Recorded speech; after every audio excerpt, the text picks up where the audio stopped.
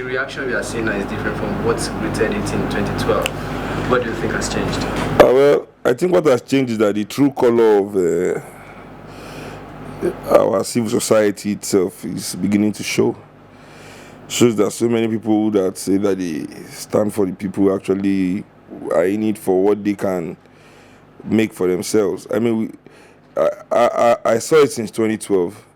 Like even all the things, the little movements we try to start, that was grassroots and not money oriented. Everybody backed down from it because they weren't willing to work without money. Nobody was willing to really sacrifice and create our own platform and things like that. The fact that the people that are paying most of the activists have told them not to say anything, and so they are literally, their voices have been silenced. Let's not talk about curbing the excesses of government alone. Let's not talk about the government in the country that has no money for the poor people, but the president has 11 jets that is maintained by these same poor people that they have no money for. Let's not talk about all the jeeps they keep buying in the Senate and how every public official has to have a security with him. Instead of the security, police should secure people. All our police are following public officials all over the place. Let's not talk about all those wastages in government. Let's not even go there, the exorbitant allowances they give themselves. Okay, let's say, okay, they are not even doing all that. That the government is suffering, the people are suffering. Okay, fine, let's look for a common solution for this fuel problem. If I were them, the first thing I would do is, okay, fine, people have to ration. Now, let there be a sacrifice accord board. Rationing is typical. In a situation like ours, okay, fine, we cannot afford imported petrol, so let's ration what we have until we can meet our consumption. I mean, if this is the beginning of prudence, you want to be, this is what I have, so why don't I use what I have? Why must I go and look for what I don't have, to be what I am not? This is the first step. Okay, fine, so let's ration. We're already getting at least half of what we use a day, fine. So families that use 100 liters a week, there'll be 50 liters a week. The government will have ways for people to show how many liters and how you sign and whatever way it is done, In terms of rationing, people will have to go and, like, when you go to the filling station, you have your paper, they'll know how many you bought that week, and everybody has to live on that for a while until things are done. One, now, in terms of the refinery, the government has to launch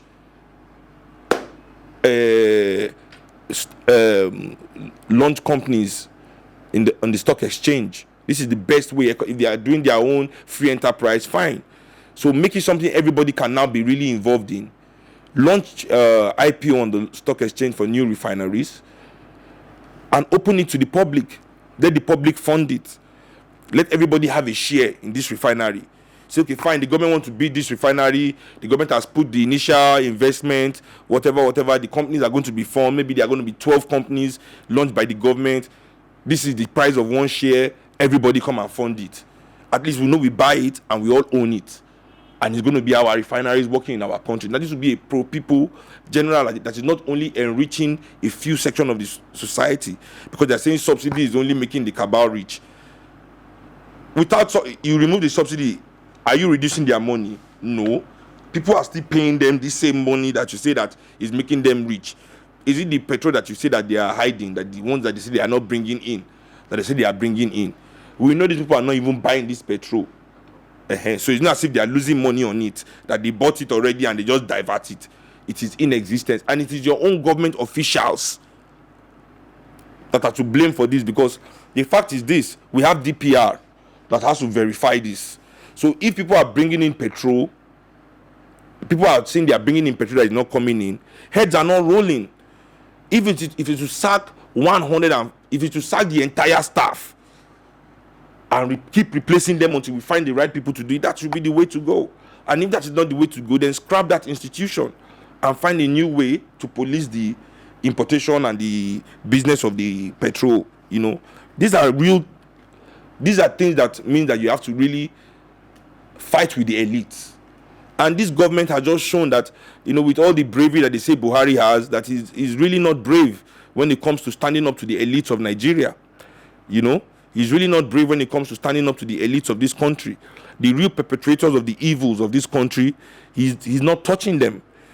So the same fear is there even in his own governance. The same fear, because this is only benefiting one section of the society. When they say sacrifice, okay, let's talk about the sacrifice. Okay, they bring the altruism argument. We all have to sacrifice before we have to suffer before we enjoy. Okay, fine. 145 naira per liter is not the same sacrifice for me as it is for General Buhari. I'm sorry. 145 naira per liter to me is not the same sacrifice as Ambode. It's not the same sacrifice as Fashola. It's not the same sacrifice as any rich man in this country. It's not the same sacrifice as Otedola is going to make. If Otedola is buying fuel at 145, it's not affecting him the way it's affecting me. Otedola can buy fuel for 14,500 per liter. It still will not affect him. It is in Forbes. He's a billionaire in dollars. So how can you say we are all sacrificing when the impact is on some people more than others? Sacrifice should be even. Sacrifice should be equal. Now, all these people with this billion dollar, according to Forbes, what have they added to our society? What did they bring to this society? Nothing. Everybody has made their $1 billion off signature in the name of the people of Nigeria. It is in the name of the people of Nigeria that signatures were signed on different papers for them to become whatever that they are today. It is not by them bringing something to the people of Nigeria. They didn't impact in our society in any way. They have extracted what they have. Any one of them, none of them, from Dangote to the last one in the list, none of them can say, hey, this is what I brought into the society. No, they are extractors. Let us, all of us who have benefited from Nigeria, to the extent that we have benefited, sacrifice. You cannot benefit $20 billion from Nigeria and say that me that have benefited only 2,000 naira, 20,000 naira from Nigeria should sacrifice the same as you. And then the government comes out to stamp that as policy. And then you tell me NSC striking is wrong. When you say protest is wrong and you try to justify, there's no justification, especially in Africa, for any kind of, even go to America. America is in $1 trillion of debt. They've never touched any one of their subsidies. They are bringing right up about Saudi Arabia, that Saudi Arabia has increased price of fuel because there's economic hardship.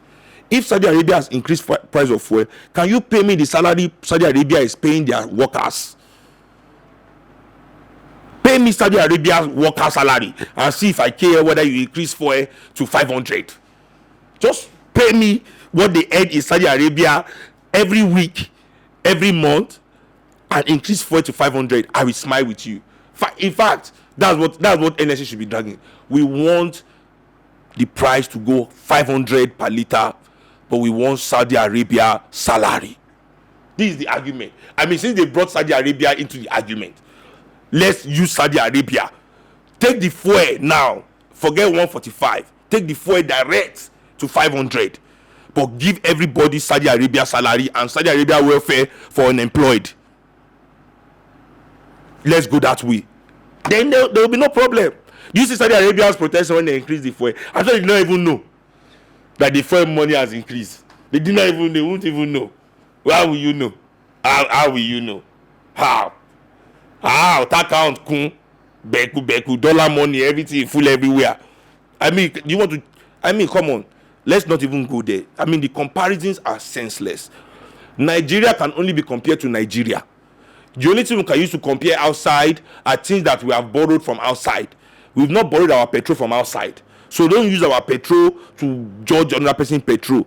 What we can compare is our political system, which is borrowed from outside, our economic systems, is controlled from outside, some of all these borrowed poles that we like.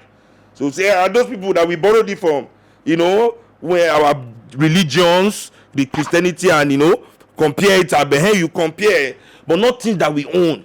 Petrol is our own. How we run our petrol business has nothing to do with comparing to another person. Because for me, the Labour Party is the alternative for the people. It is the only party that can mobilize the workers of Nigeria to speak from the point of view of the working class people of this country, not the employee association like we have in the federal government as it is today. So this is where NLC is, for me, as you have asked about them, for me, I feel that they have a big responsibility here, that they are not fulfilling.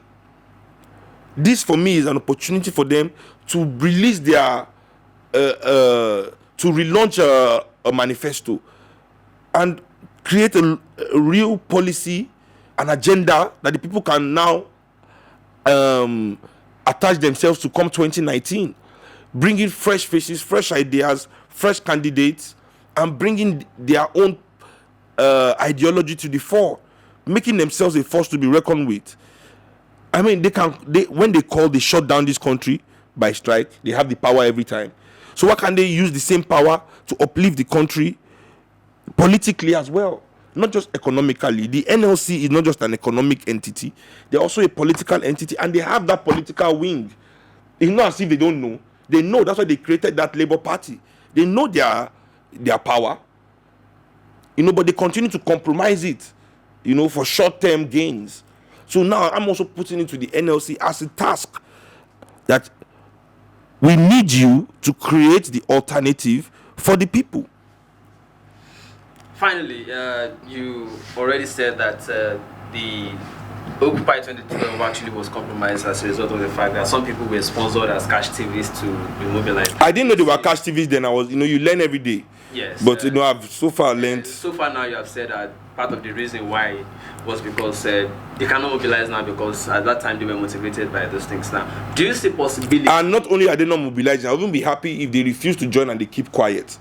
But they're not using their own real names, but through all these fake accounts, all their affiliates, they are out there just now, bringing mumbo jumbo into the argument, deliberately confusing. This is real Gestapo tactics. What I see that is happening this week, that's happened this week with this policy, I'm so afraid of this new government because, there's one thing also, subliminal threats, no work, no pay, all this kind of, and then they bring all these cash TVs online, using mumbo jumbo arguments, just clouding the whole Twitter sphere and everywhere with lies and fabrications to just compound the argument so people do not even know what direction to follow. I mean, it's real Gestapo tactics. I'm telling you, it's serious. It's scary. I mean, Nigerians, maybe we don't understand the implications of actions like this, but it is super scary when you see policymakers that cannot come up with good solutions to move the country forward, but they are such experts at oppressive tactics like this. You have to be afraid. I mean, somebody was, when he was governor of Lagos, was talking about how you can bring light to this country in 6 months. He's been 1 year in office. Abi? So he's not expert in that one. But all their Gestapo tactics. Bah! 1 year in power, no single public housing has been launched.